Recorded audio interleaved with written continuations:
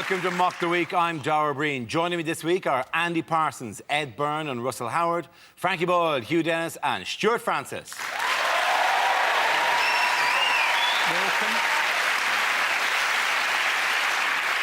Welcome. We start with a round call. If this is the answer, what is the question? On the board are 6 categories. Stuart, which category would you like?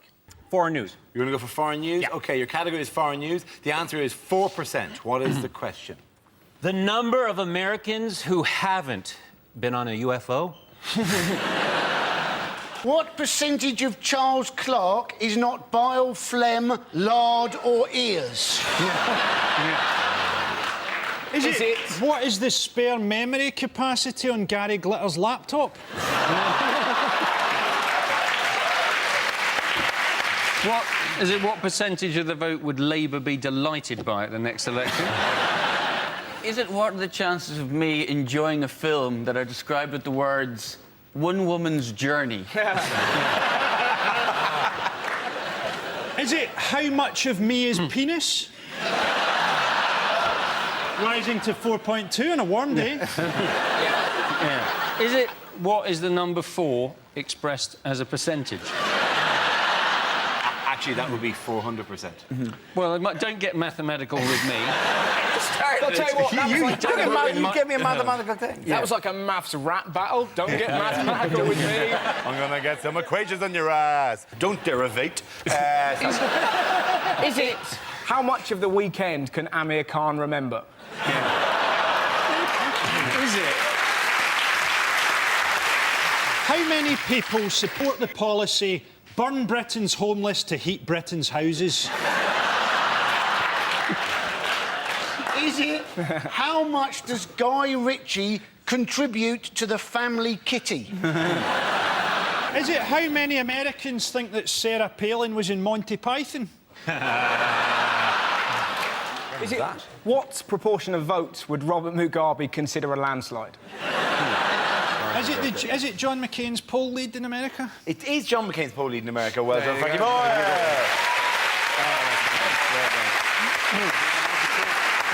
Yes, the question I was looking for is how far is John McCain ahead of Barack Obama in some of the presidential polls? This is the news that Republican Vice President nominee Sarah Palin's popularity has given John McCain a 4% poll lead over Barack Obama. 40 million viewers watched her speech at the Republican convention, during which she described herself as a pit bull with lipstick. Do you know, it strikes me, though, it's not going to work out the way they think. Because have you seen the way that John McCain looks at Sarah Palin? He is going to have a heart attack before the election. Don't you think? He wants to shoot her moose. Do you reckon when they're on the tour bus and he's fallen asleep, that she just dresses up as Death, just waiting for him to wake up? Just kind of do a bit like that. She did the right thing because she made an analogy, but she kept it short. She said, I'm like a pit bull. That's the key with an analogy, is just keep it short, because no analogy bears up to examination. I'm like a pit bull, I'm tenacious, fine.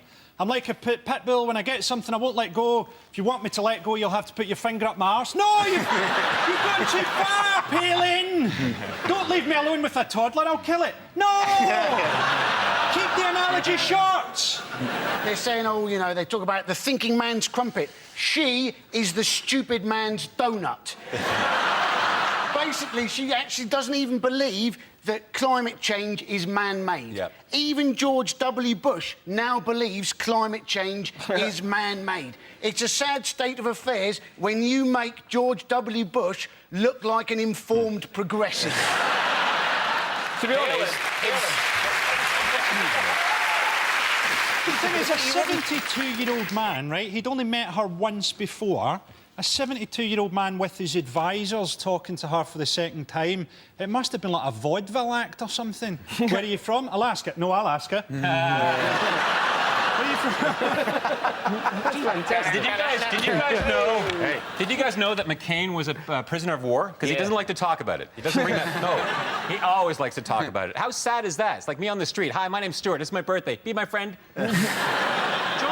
George Bush gave a speech this week where he praised John McCain for surviving in the Bangkok Hilton, which isn't surprising because Bush would struggle to survive in the London Hilton. He'd probably starve to death after 4 days in the wardrobe looking for the button for the ground floor. Well, that's a very apt point. He actually praised him for surviving the Hanoi Hilton.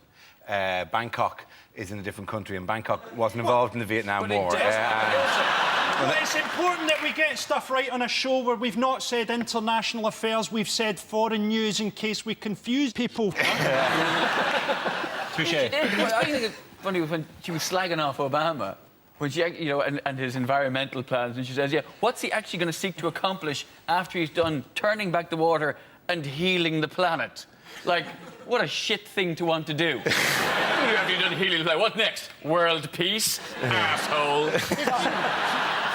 One of the oddest stories about her is that her son's called Track, and he was named Track because she's a fan of running. And, yeah, exactly, you know, thank God she doesn't like badminton. Imagine being called Shuttlecock. Imagine that. Don't you think the glasses work in America? Obviously, you know, loads of people are trying to buy them and all the rest Why of it. not? But every time I see her, I think somewhere in here I'm expecting a little voice to go, should have gone to Specsavers. But it really brings home how stupid the supporters are. That did you like the speech? I want to look like her. You know? So depressing. Well, you isn't it? sounded like Baloo from the Jungle Book. Yeah. Ooh, ooh, ooh! I want to be like her. I tell you what. Normal off-stage voice. This is an act. I'm looking forward to Motorway. Look into my eyes. There's a Sarah Palin action figure, isn't there? There is a Sarah Palin And action figure. she's only got selected a week ago, so there's no chance that they've... Well, they've clearly taken That's clearly like an action man that they've grafted a vagina onto. Which is something that I've been doing for years. I've patented that. To be honest, it looks a little bit like Gok Wan. She's a creationist, isn't she? Yep. Right. If you're a creationist, if you're going to shut out part of reality, don't shut out things like dinosaurs. Dinosaurs are cool. If you're going to shut out part of reality, shut out tax returns or periods. Pretend that doesn't happen. Right? Don't shut out dinosaurs. They were huge. I don't know why I said it in that voice, but they were huge. To be honest, if you saw a dinosaur right now, you'd probably go, "Ah!" in a high-pitched voice. Also, that's Frankie's voice when he's not doing what the week is worth. You should see when we all meet up together. It's like, "Hello, Frankie." Hello, you. She's also very like Vladimir Putin, I think. They're separated by only 2 letters of the alphabet, and they both like hunting. Don't they? I mean, they are very, very similar people. And you think, if in the event of a conflict between the US and Russia, you could sort it out by just forget war, forget missiles, just get the 2 of them hunting each other in the woods. I think When it takes all the spoils, they go, "Do not recognise the rug." It is Sarah Palin. Look, the glasses. She's got this giant, freakish family, Palin, hasn't she? It's sort of like an episode of The Waltons that was filmed in Austria. And she's got this guy who's got her daughter pregnant, right? And he's got on his MySpace page, redneck and proud of it. If you're a real redneck, you've not got a MySpace page. Redneck social networking is putting a couch on your front lawn.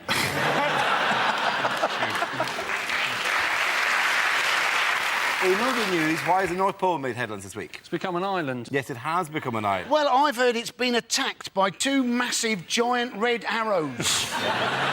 They've carved away at it. They've moved from the west. But this and is they've really, sliced this it. is really worrying because this wasn't supposed to happen until the year 2030.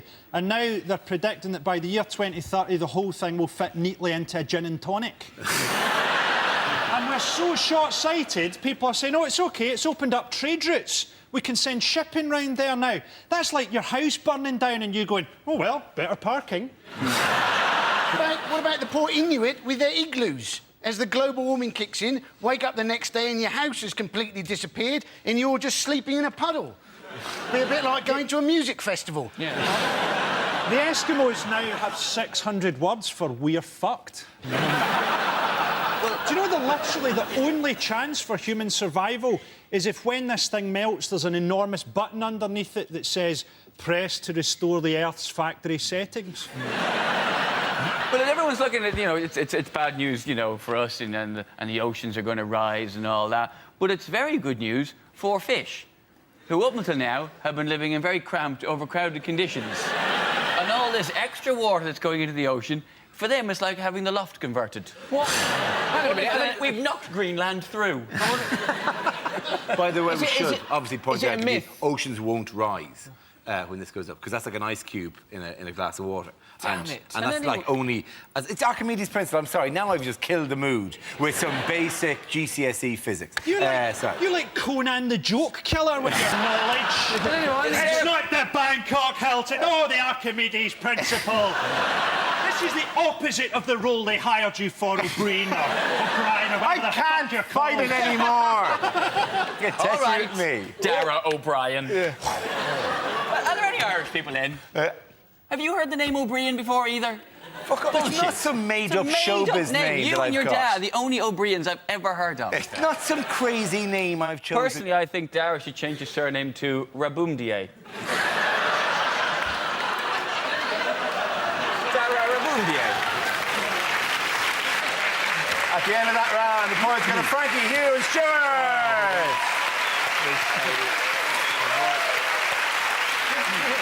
Now we play a round called Illegally Drilling the Alaskan Joke Reserve. This game involves Stuart, Ed, Frankie, and Russell. So if you could make your way to the performance area, please. This is where we test our performers' stand-up skills. We spin our news generator, it settles on a topic, and anyone can volunteer jokes about the chosen subject. The winner of the team might judge to produce the funniest stuff. OK, let's spin the wheel. First topic is pensioners. Who wants to come into that? Frankie boy. We've just heard that Britain, for the first time, has more pensioners than teenagers. What a terrifying statistic for the country's paedophiles.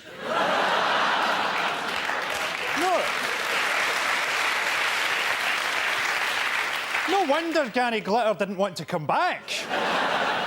In 20 years' time, we'll have the first generation of pensioners who can text each other. I've got Alzheimer's, man. Yeah, you told me that like 20 times already, man. To balance the economy out, what we should do, we should give pensioners more money, but only if they take up really dangerous sports. Here you go, an extra £100 a week if you start quad biking through safari parks wearing a suit made from ham. It's not how old you are physically, is it? It's how old you are mentally. I mean, my granny is, what, 83? But she has the mind of a 2-year-old. Just a joke, she's dead.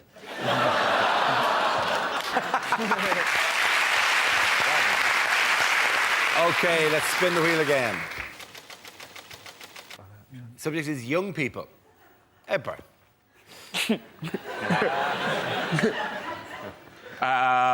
Young people, they're very scary, aren't they? I remember being scared of young people when I was young.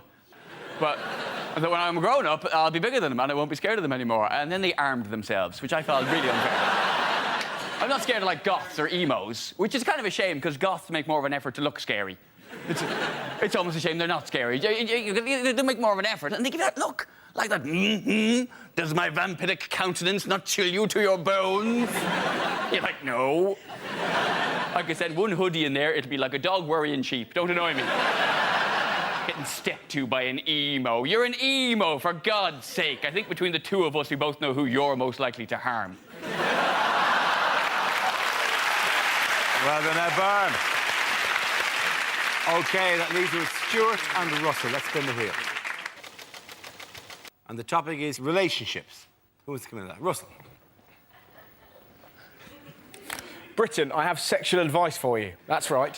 When I was 18, I used food in the bedroom. Now, don't ever do it. It didn't go well, right? Rather than... I used Rolo yogurt. And rather than tell... Yeah, exactly, right? Rather than tell my then-girlfriend what I had planned, I pretty much waited for her like some hideous yogurt goblin, right? Now, I doubt there's anything more terrifying than coming home to find me naked, holding yogurt, going, yeah, right? And I panicked, and rather than putting a little bit on, I pretty much basted her, right? By the time I'd finished, she looked a bit like Morph. You're sat there. I created an angry meal. You don't know where to start licking. You don't want to lick randomly, then she looks like she's got an illness. So, I did foot up to knee. That took me an hour. And hours, I was just... She looked like an angry gingerbread lady who'd had her leg dipped in Tippex, right? It didn't end there. I was like, I can't help you. The door opened, one of my dogs ran in and started licking the other leg. Never use food in the bedroom. Thank you very much, Russell Howard. So that leaves us with Stuart. Let's have a look at the last topic then. And the topic is family. Stuart. Before I rock the microphone, I want to I want to dedicate my performance to my father, who was a roofer. So, Dad, if you're up there.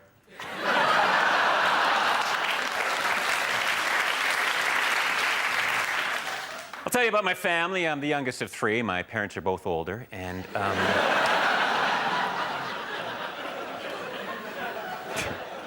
have mixed-race parents. My father prefers the 100 meters, and my mother's Pakistani.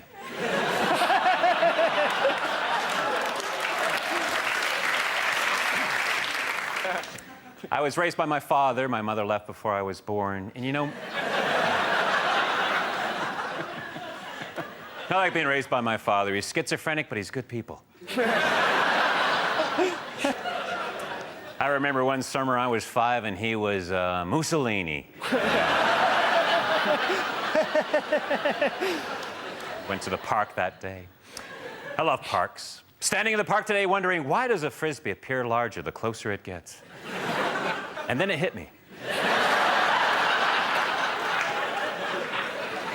My uncle's a hypnotist who has never inappropriately touched me.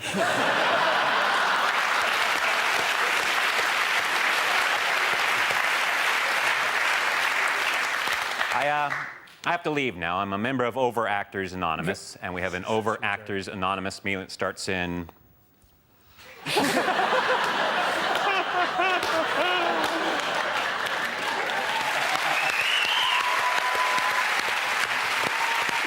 the end of that round, the points go to Frankie and Stuart.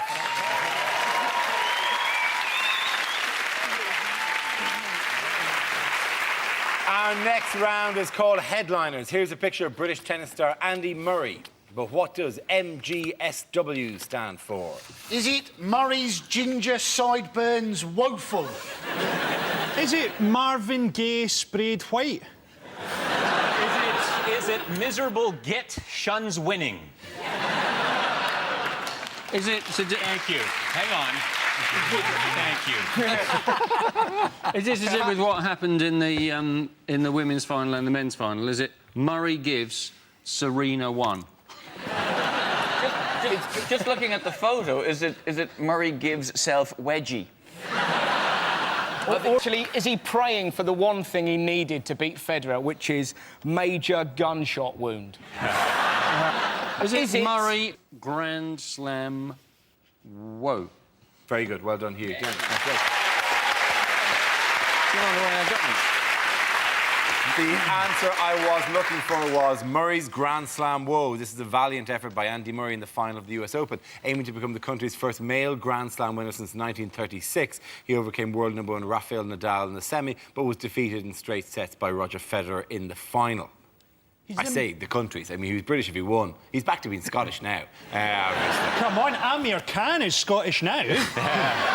When Amir Khan went down for the second time, the commentator went, "Take that, you Scottish bastards!" Scotland got humped at the weekend by Macedonia. What, the ancient dead civilization? Who's beating us midweek? The Aztecs? There's so much hype about Murray. That's what I've picked up on. And in Canada, we had a similar player. A lot of hype and didn't pan out. He wasn't very good. I don't know whatever happened to Greg Ruzetsky, but... Yeah. Did you see what Don King said about it? It was fantastic. I don't know if anyone saw it. It was amazing. He was just stood there going, it's going to be a grapple in the apple. He's like 007 playing a Swiss watch. It's going to be the most extravagant thing you've ever seen. And then he panicked and went, God save the Queen. Right? And it was that thing, you just go, how much would you love to go out for a drink with Don King? I want a drink that'll slip in my tummy, make me feel funny, don't care about the money, viva la revolution. What drink do you want, you crazy old man? Give me a Ribena, you know? Speaking. How depressed is Andy Murray? He's apparently not allowed to go too near the umpire's chair in case he hangs himself. How did he learn in Scotland to play a sport that you can only practice when it's sunny outside? Can you imagine how good he would have been if he hadn't worked for his serve on 2 years in the kitchen? I enjoyed his game with Rafa Nadal, though. The thing about Rafa, though, is he keeps on picking his arse, doesn't he? He's like he's got a massive wedgie after every point. He's a multi-millionaire. Rafa Nadal, buy some bigger pants. In other sporting news, who is this man? Looks a bit like Peter Kay. He's a crazy billionaire who's bought Man City. Yeah. He is, yeah. Does no crazy billionaire build a secret base and kill James Bond anymore? What are you going to do, Bond? I am buying Frank Lampard legally. I think it's going to be great for Man City. I can't wait to hear their team sheet being read out at 5 a.m. from the top of a mosque. Ronaldinho is injured. Yes, he is injured! All this money they're spending on Manchester City, the team just better not play like Shiite. I'm new in town. Do you know, it's exciting because you could have all the best players in the world, and that means that you could have one absolute passenger. How good would it be to have a central midfield that was Kaka, Gerrard, Essien, Dame Judi Dench? In a diamond formation, obviously, you'd want to protect her a bit. But hey, John Terry's behind her, it's going to be fine. You put her in the holding position in midfield. She's going to miss the odd tackle, but it's going to be funny. Surely you'd stick her down the wing. Sure, over 10 yards, Dench will beat anyone, right? You're totally wrong. Dench is a fox in the box. I tell you what, you leave her alone 6 yards, bang. She's in many ways. The first 3 yards are in her head. That's the amazing thing about it. It's such a waste, though, isn't it? If you had 540 billion, you wouldn't buy a football team. You'd invent your own sport. Do you know what I mean? You've like a cross between Robot Wars and Gladiators with tramps set in space. That's what I'd do. You'd really go for Well, it. you do know they already have robot sports in the United Arab Emirates. Really? They have robots who ride the camels. They have camel racing, and instead of getting jockeys, which are presumably getting tinier and tinier, now they have robots who ride the Why camels. don't they have jockeys on robot camels? That'd be a lot more interesting. It's a great thing to these guys, man, right? In 2 years' time, Manchester City will be 3-0 up in the Champions League final, and this guy will just turn to his assistant and go, I am bored now, build me a robot spaniel. You've got to love Man City. My favourite story about Man City, without doubt, is that they wanted to name one of their stands after a famous player called Colin Bell. So they genuinely wanted a stand called Bell End. You have to... that is genius, isn't it? Which unlikely figure is the government looking to enlist the services Oh, no, of? is this Jeremy Kyle? Yes, The it is, government want to pay Jeremy Kyle to do a programme where he baits people for being unemployed. What is that about the current Jeremy Kyle show where he isn't baiting people for being unemployed? I watch the Jeremy Kyle show and I go, where does he get these people from? And then I go, oh, that's right, Scotland. He just gets a trawler, right, and a giant net, and he throws it over a Lidl in Glasgow and just draws it through. And people get dragged into the He's net. got a variety of techniques. He's digging a pit outside cash converter. He's driving a van round the city centre with Alco Pops and chicken nuggets.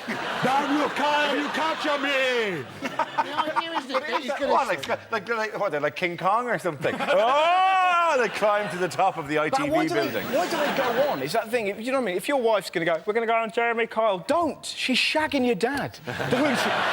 It's not your baby and your mum's on crack. Stay at home. Who watches that programme? It's like looking at a wound. Even Kerry Katona's sitting at home going, fuck's sake. At the end of that, of course, Russell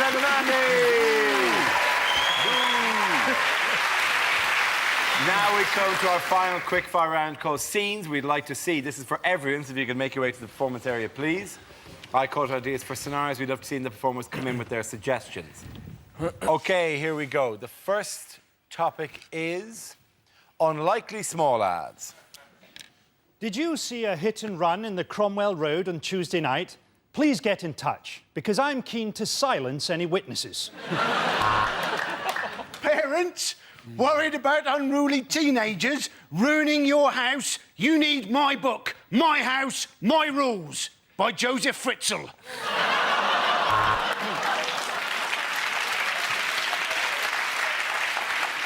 Please get in touch. Our eyes met yesterday. You were the blonde undressing in the bedroom. I was the man lurking in your garden. Legs, bums and tums, wanted by cannibal. Slightly used condoms for sale.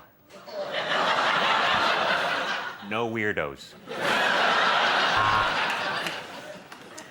Are you an alcoholic? There's a sale on at Oddbins.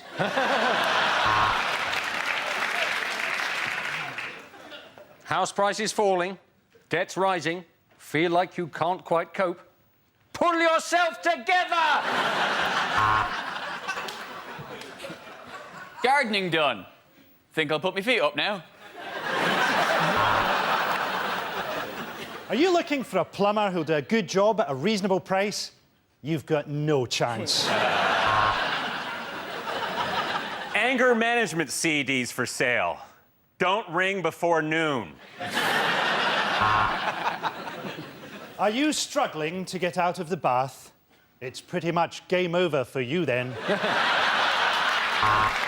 next topic is unlikely things to hear on Question Time. Allow me to answer your question with a question. Why don't you fuck off?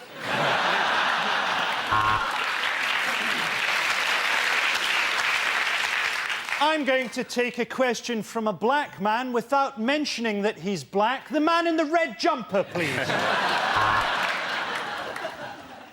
Do I believe the economy's in recession? Well, I believe it was Churchill who said, "Oh, yeah."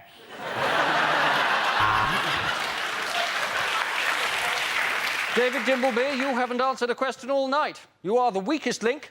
Goodbye. A good question there. Is the BBC dumbing down? What do you think, Barry Chuckle? Yes, my question is for Delilah. Why? Welcome to Question Time, coming to you this week live from Spearmint Rhino. Question time. Tonight we're in Norwich. Let's say hello to the audience. Look, men from Magic Picture Box. Go speaky, speaky.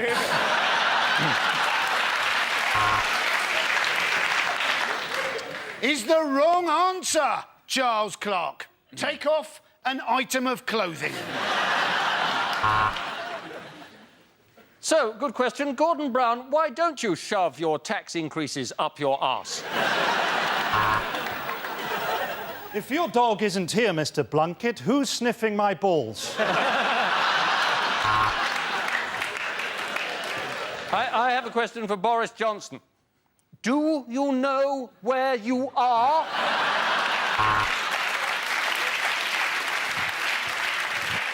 Is Britain becoming more misogynist? Let's ask this bitch. At the end of that round, the points go to Russell, Ed and Andy.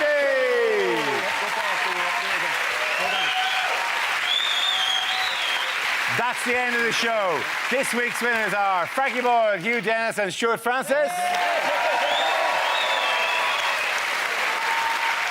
Commiserations to Andy Parsons, Ed Byrne and Russell Howard. Thank you for watching. I'm Darren Breen. Good night.